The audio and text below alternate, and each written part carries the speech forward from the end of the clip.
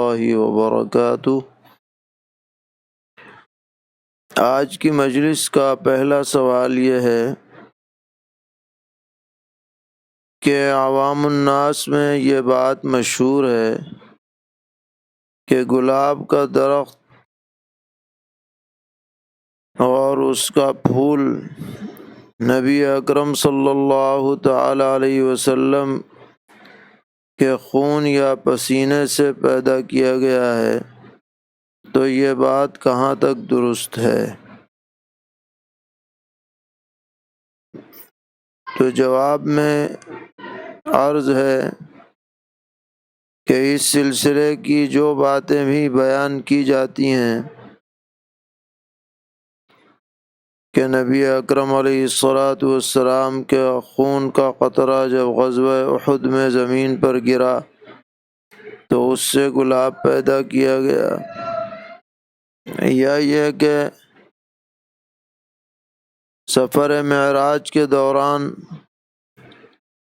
اس کی پیدائش ہوئی، اس طرح کی جو بھی روایات لوگوں کی زبانوں پر ہیں وہ سب من گھڑت اور موضوع ہیں۔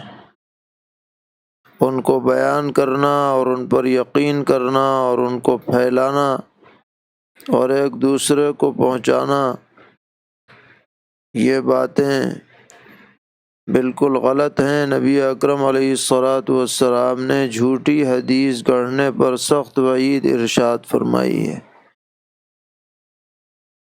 البتہ یہ بات اپنی جگہ پر صحیح احادیث سے ثابت ہے کہ سرور عالم حضرت محمد مصطفیٰ صلی اللہ تعالی علیہ وسلم کا پسینہ مبارک ایسا خوشبودار تھا کہ جس کے سامنے دنیا کی تمام خوشبوئیں ہیج تھیں۔ حضرت ام سلیم رضی اللہ تعالی عنہا فرماتی ہیں، جو پیغمبر علیہ الصلاۃ والسلام کی ننیالی رشتہ دار بھی تھیں، کہ کبھی کبھی پیغمبر علیہ الصلاۃ والسلام ان کے گھر تشریف لاتے اور دوپہر میں کبھی آرام بھی فرمایا کرتے تھے۔ تو ایک مرتبہ آپ آرام فرما رہے تھے، گرمی کا موسم تھا، تو آپ کے جسد اقدس سے پسینہ نکلنے لگا، اس طرح جیسے کہ موتی کے قطرات ڈھلکتے ہیں۔ تو فرماتی ہیں کہ میں ایک روئی لے کر آئی اور حضور کے پسینے کو لے کر ایک شیشی میں جمع کرنے لگی۔ نبی اکرم علیہ الصلاۃ والسلام جب بیدار ہوئے تو پوچھا کہ یہ کیا کر رہی ہو؟ تو عرض کیا کہ ہم آپ کا پسینہ جمع کر رہے ہیں تاکہ اگر کہیں شادی وغیرہ کا موقع ہو اور خوشبو کی ضرورت ہو تو یہ پسینہ اس خوشبو میں ملا دیا جائے تو وہ کائنات کی سب سے بہترین خوشبو بن جاتی ہے۔ تو آپ کا پسینہ خوشبودار ہونا، آپ کے بدن سے خوشبو کا آنا، اس میں کوئی شک شبہ نہیں ہے، لیکن یہ کہنا کہ گلاب وہاں سے نکلا ہے اور اس کی پیدائش وہاں سے ہوئی ہے، یہ سب باتیں بے سند بے اصل ہیں، ان کو اڑانا نہیں چاہیے۔ دوسرا سوال یہ کیا گیا ہے کہ امیر المومنین سیدنا حضرت علی کرم اللہ تعالی وجہہ کو مولا علی کہنا درست ہے یا نہیں؟ تو اس بارے میں یاد رکھنا چاہیے کہ مولا کے کئی معانی عربی زبان میں آتے ہیں۔ ایک معنی تو یہ ہے کہ دوست، محبت کرنے والا، حمایت کرنے والا، خصوصی تعلق رکھنے والا۔ یہی وہ معنی ہے جو نبی اکرم علیہ الصلاۃ والسلام نے سیدنا حضرت علی کرم اللہ تعالی وجہہ کے لیے استعمال فرمائے اس حدیث میں کہ من کنت مولاہ فعلی مولاہ، کہ میں جس کا دوست ہوں علی بھی اس کے دوست ہیں۔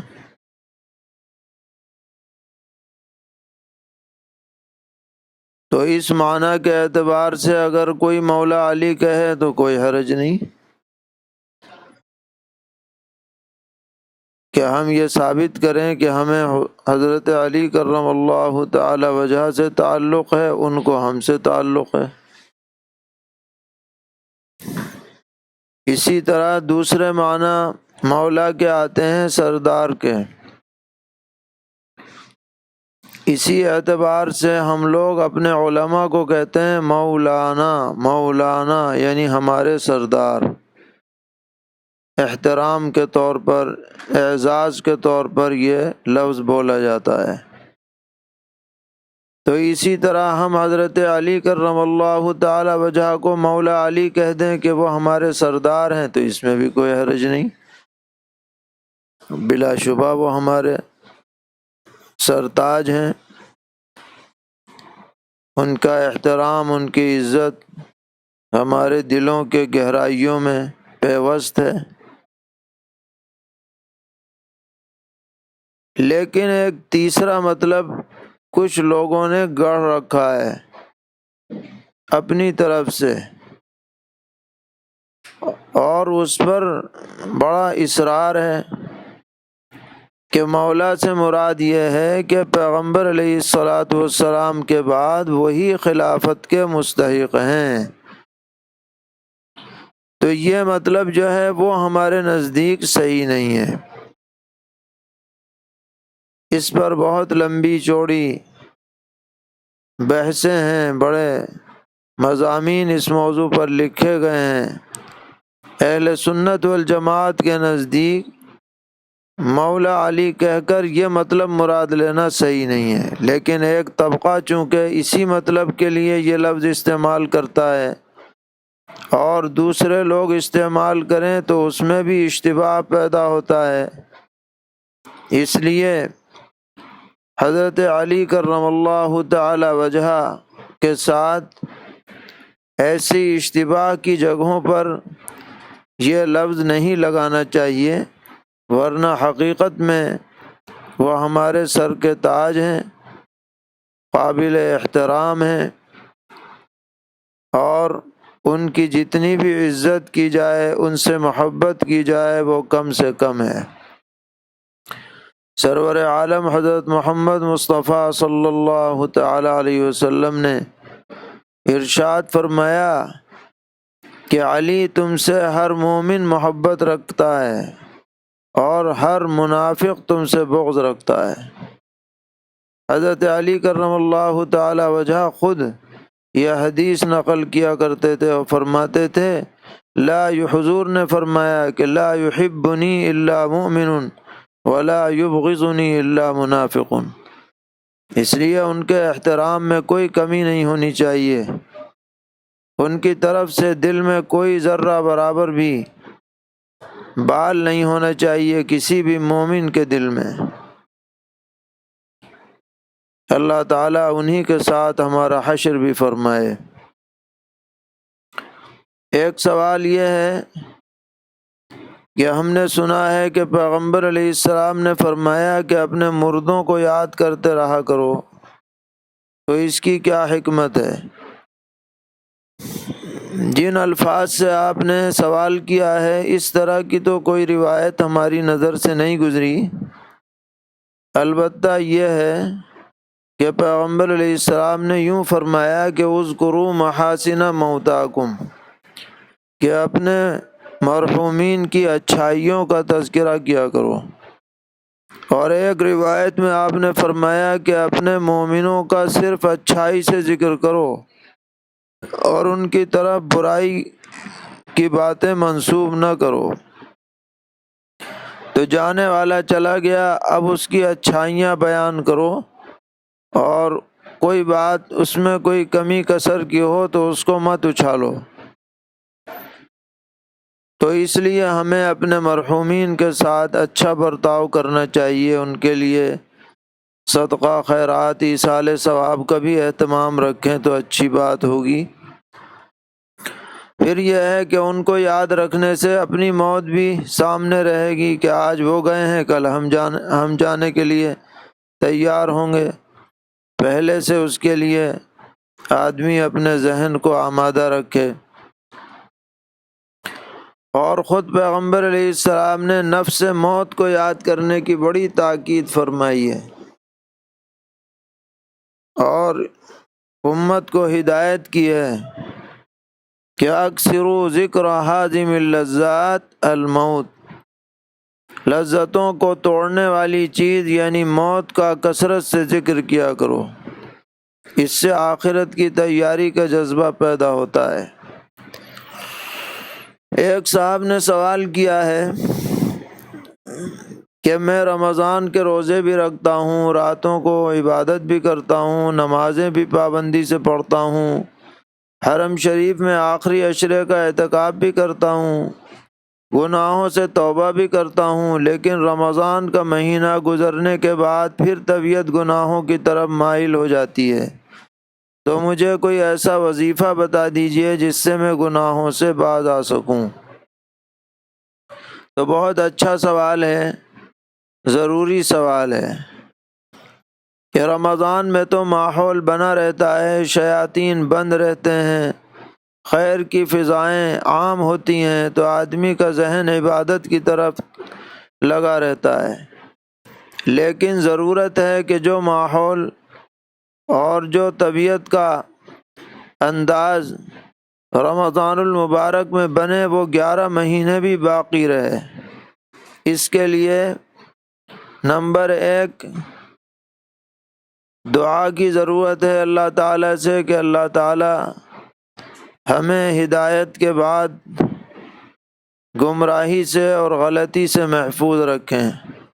خاص طور پر یہ دعا کی جائے معنی کے استحضار کے ساتھ، ربنا لا تزغ قلوبنا بعد اذ ہدیتنا وہب لنا من لدنک رحمہ انک انت الوہاب۔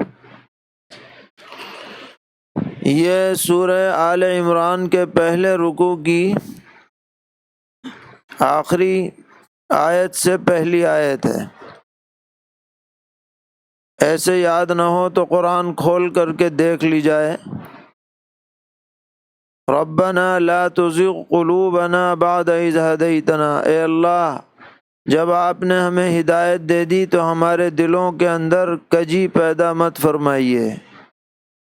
وَهَبْ لَنَا مِن لَّدُنْكَ رَحْمَةً، اور اپنی طرف سے ہمیں رحمت عطا فرمائیے، اِنَّكَ أَنتَ الْوَهَّابُ، بے شک آپ بہت عطا فرمانے والے ہیں۔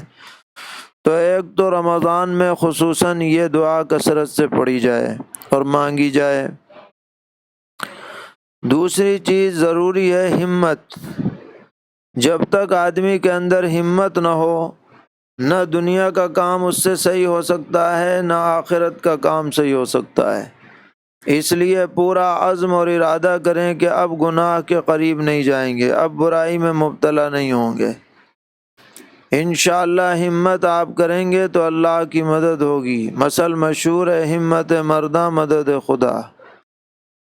تیسری اہم چیز یہ ہے کہ جس طرح کے گناہوں میں ابتلا ہوتا ہے اس کے اسباب سے آدمی دور ہو جائے۔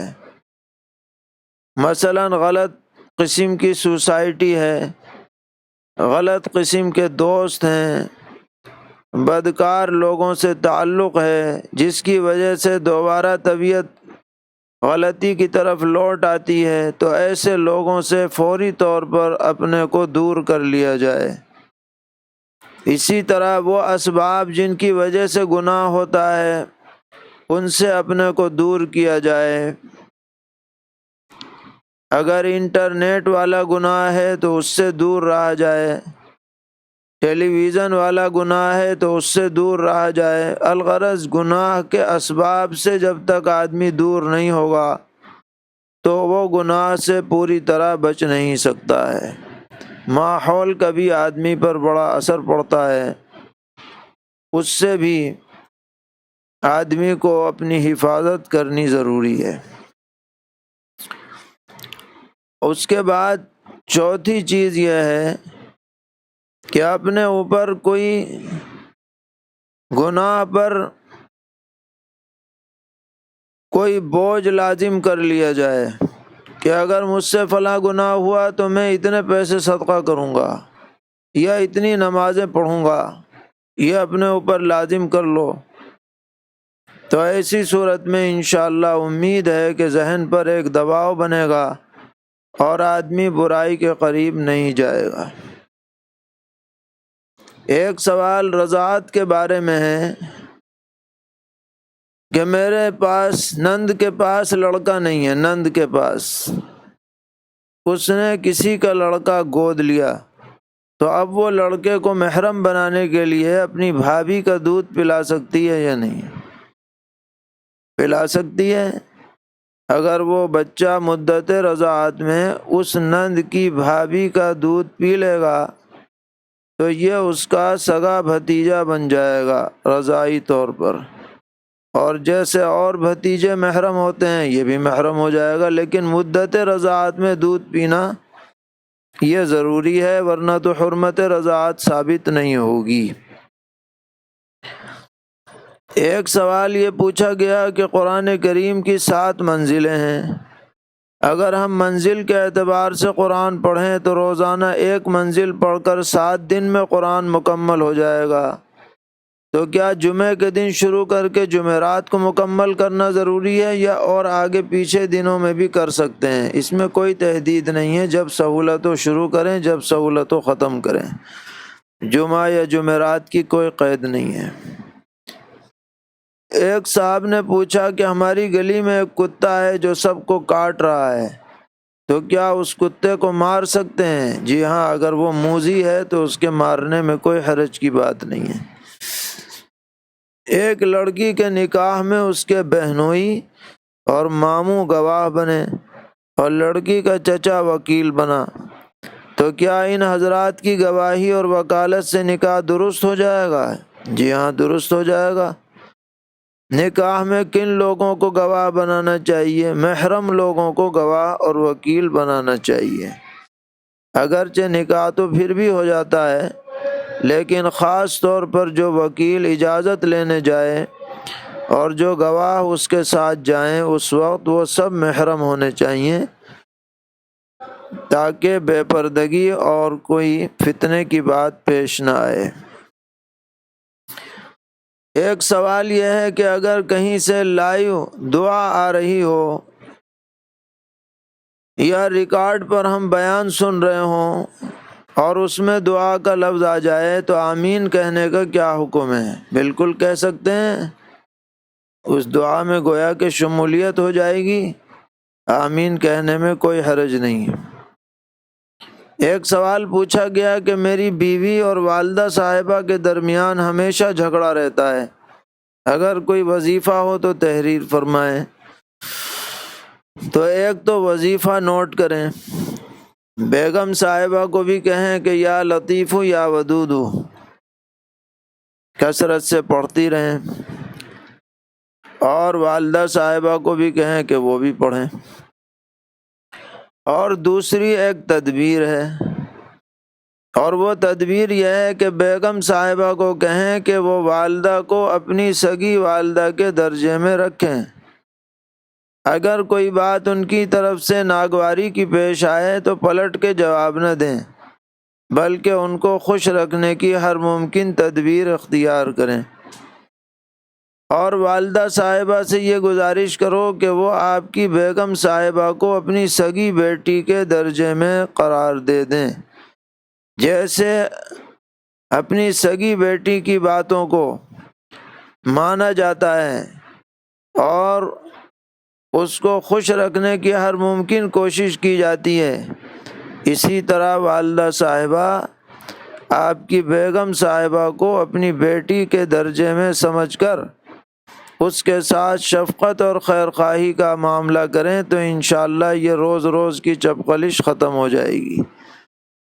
تو بیوی والدہ صاحبہ کو والدہ سمجھیں اور والدہ بیوی کو بیٹی سمجھیں۔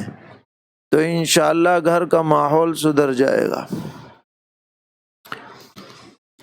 ایک سوال ہے کہ زید کی شادی ہندا سے ہوئی، جبکہ ہندا کے پہلے شوہر سے 2 بیٹیاں ہیں اور زید کی پہلی بیوی سے 1 لڑکا ہے، تو زید کے لڑکے کا نکاح ہندا کی لڑکی سے ہو سکتا ہے یا نہیں؟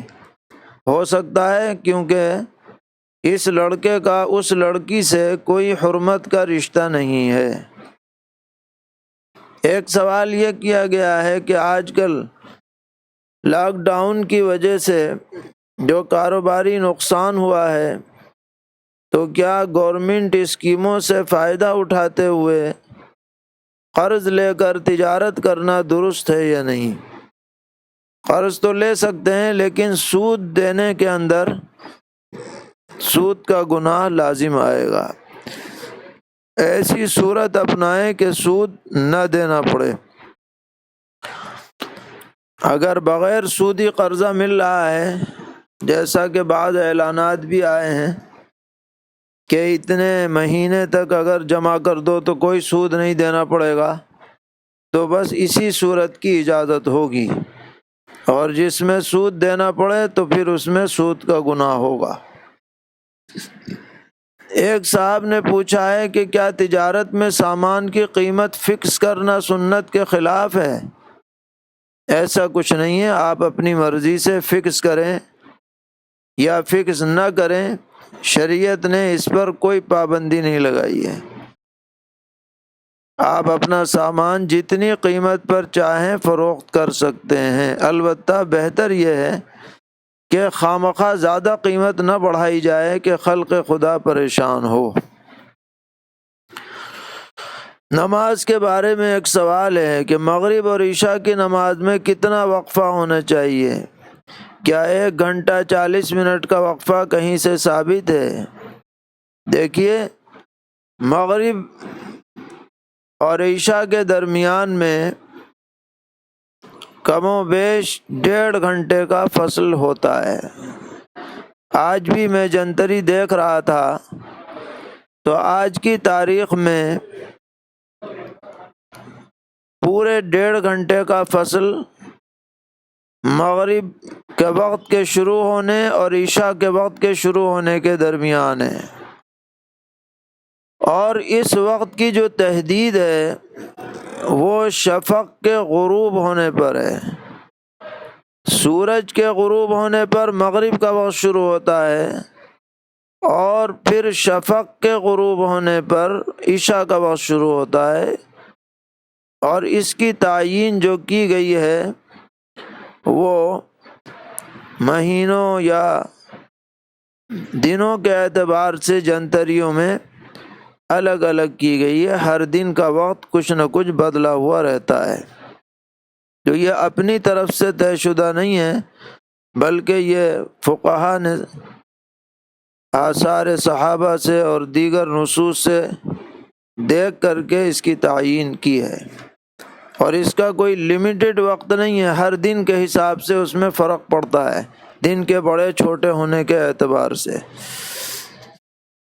ایک سوال یہ ہے کہ 4 رکعت والی نماز میں قعدہ اولیٰ میں اتحیات کے بعد دھوکے سے درود شریف پڑھ دیا۔ اگر فرد نماز آپ پڑھ رہے تھے اور دھوکے سے پہلے قعدے میں اتحیات کے بعد اللہم صلی علی محمد وعلی آل محمد تک پڑھ دیا تو سجدہ سہو واجب ہو گیا،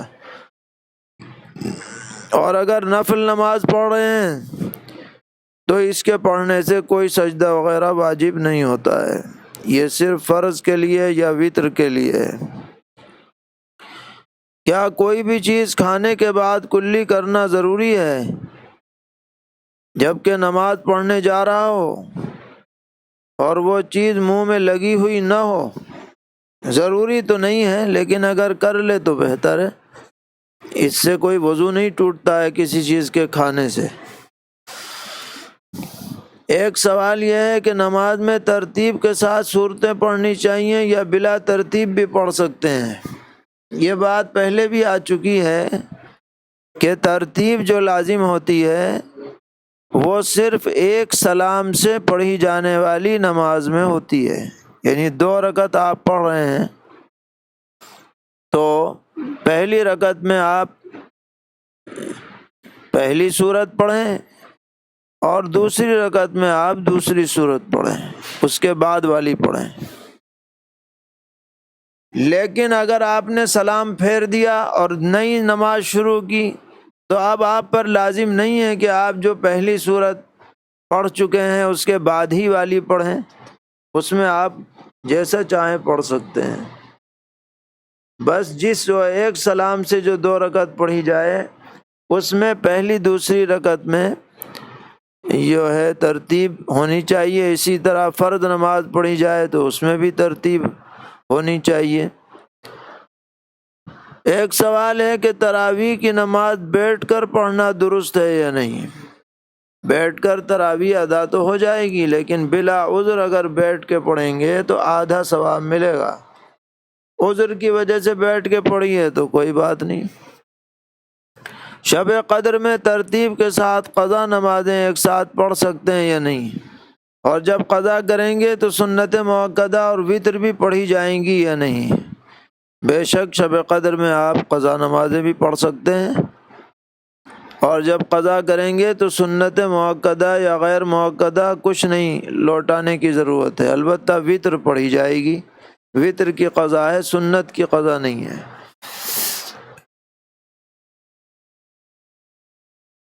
یہ سوال پہلے شروع میں آ چکا ہے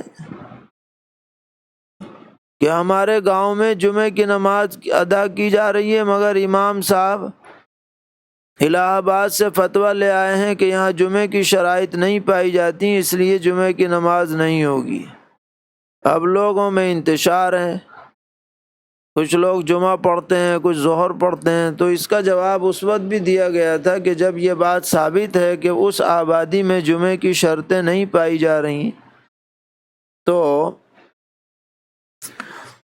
وہاں جمعہ نہیں پڑھنا چاہیے، سب کو مل کے ظہر ہی پڑھنی چاہیے. جمعہ پڑھنے کا کیا مطلب ہے جب شرطیں نہیں پائی جا رہی ہیں.